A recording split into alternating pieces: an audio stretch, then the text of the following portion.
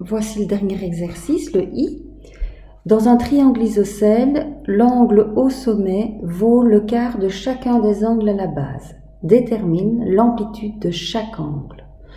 Donc, sur mon papier, je vais déjà indiquer que j'ai un triangle isocèle.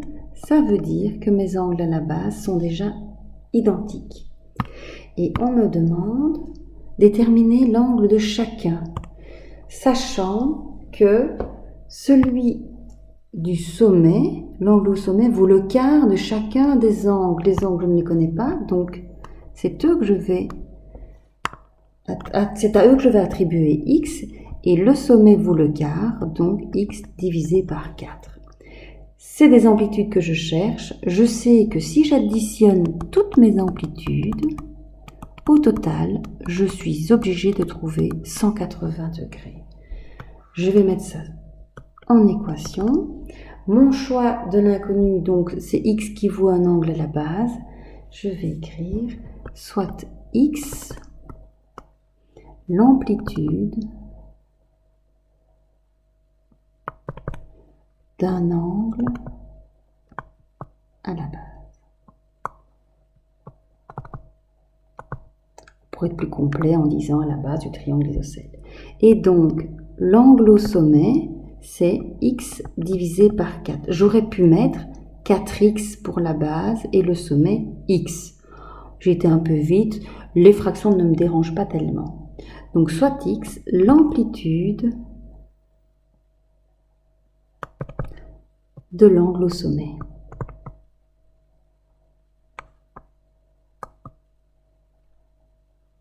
L'équation, je l'avais déjà écrite, mise en équation. Donc, chacun des angles, le sommet plus les deux bases, et le tout doit me donner 180 degrés. Je vais tout mettre en quart, comme ça je vais pouvoir enlever mes dénominateurs. Donc, x sur 4. Ici, si je veux des quarts, il m'en faut 4. Ici aussi, je multiplie par 4. Et 180 fois 4, ça me donne 360, 720. Alors maintenant,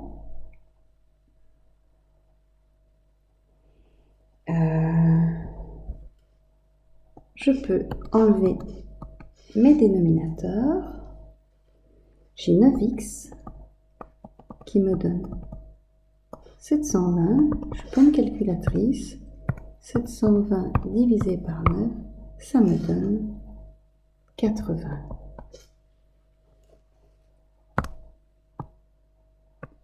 Solution 80. Je vais écrire ma solution sous forme de phrase. Donc, un angle à la base, c'était x, donc c'est cet angle, c'est ces deux angles qui valent 80. Et l'amplitude au sommet, on va diviser 80 par 4. 80 divisé par 4, ça fait 20. Donc, l'angle, les angles à la base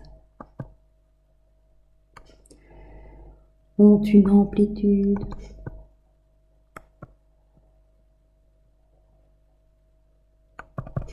de 80 degrés et l'angle au sommet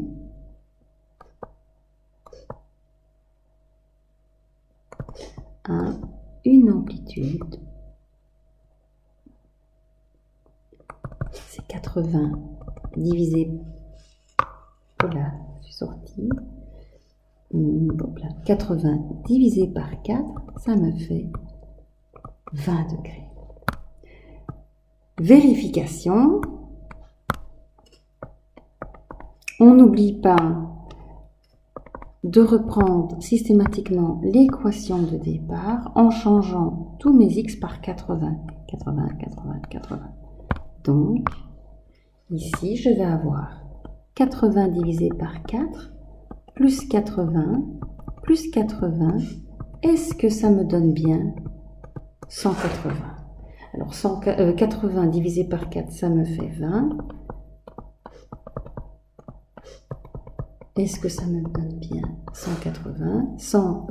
20 plus 80, ça fait 100, plus 80, 180. J'ai réussi.